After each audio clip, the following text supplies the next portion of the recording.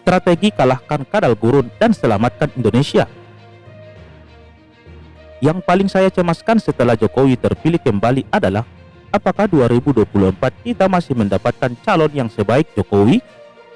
Atau apakah kita akan menjadi oportunis yang berpegang pada moto asal jangan PKS? Jika kita masuk ke kondisi terakhir, meskipun tetap layak diperjuangkan, artinya kita akan mengalami degradasi dalam banyak hal. Saat ini siapa yang harus kita jagokan ketika tidak ada tokoh yang betul-betul mengagumkan? Seperti halnya yang kita lakukan pada saat Jokowi menjadi calon presiden. Apakah semangat kita masih tinggi untuk mendukung mereka? Kita tidak didorong oleh semangat agama dan identitas dalam menentukan dukungan. Berbeda dengan kadrun yang menolak berpikir kalau sudah mendapat perintah dari ulama junjungan mereka. Kita tidak bisa dikontrol kecuali oleh diri kita sendiri.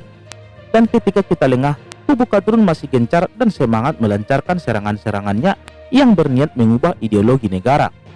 Jangan sampai kita seperti kubu pendukung Hillary yang meremehkan Trump dan pendukungnya yang keras dan sebagiannya rasis.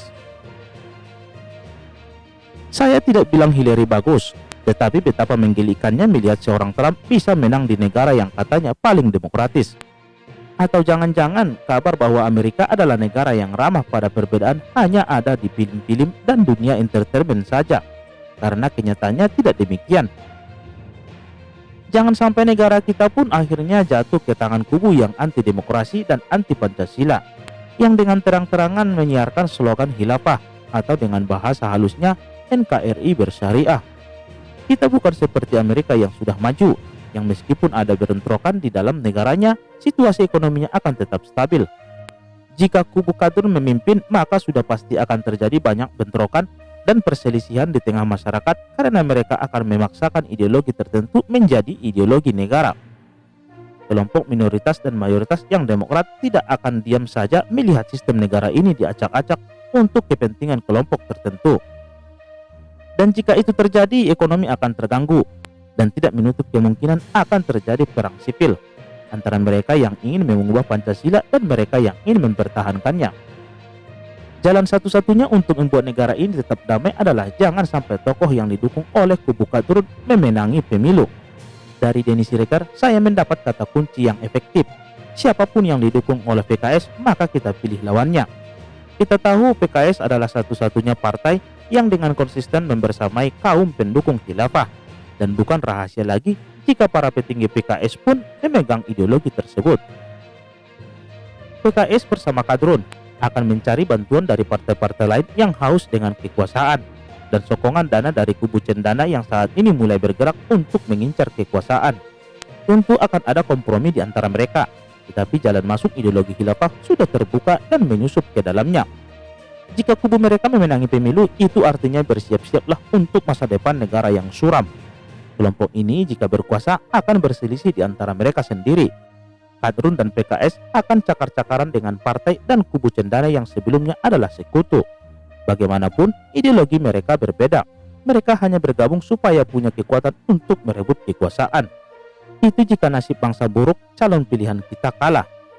Kondisi yang berbeda sekali dengan pemerintah saat ini ketika Jokowi tidak disandera oleh partai manapun. Tidak ada yang bisa menyisipkan agenda-agenda pribadi dan kelompoknya menjadi kebijakan negara.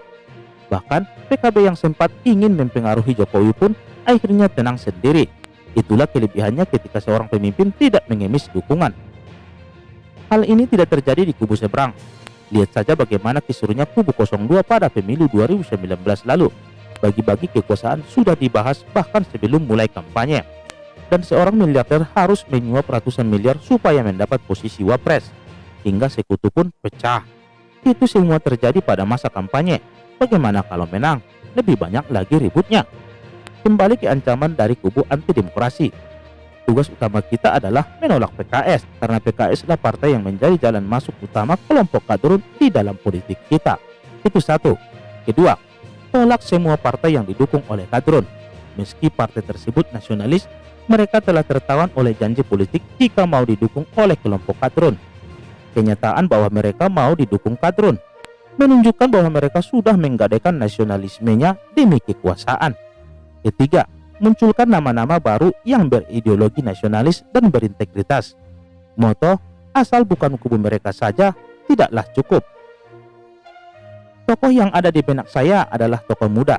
Ganjar atau Ridwan Kamil adalah pilihan yang masuk akal untuk saat ini. Selain nasionalis, mereka sudah punya modal politik untuk menarik perhatian pemilih, khususnya pemilih muda. Jika memang perlu, tidak apa-apa jikapun Prabowo asal tidak lagi didukung kader yang elektabilitasnya masih tinggi, berpasangan dengan salah satu di antara mereka.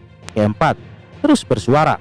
Kita patut bersyukur masih banyak orang yang peduli kepada negara ini, dengan cara menggunakan platform yang mereka miliki untuk menyampaikan pesan pro Pancasila. Di YouTube ada Cokro TV misalnya. Dalam konten tulisan, kita memiliki Sewot yang pantang mundur untuk menangkis serangan-serangan kaum kadrun yang semakin brutal. Selain itu, tentu saja platform pribadi seperti media sosial masing-masing pun harus dimaksimalkan. Upaya melawan kadrun tidaklah main-main, karena taruhannya adalah NKRI.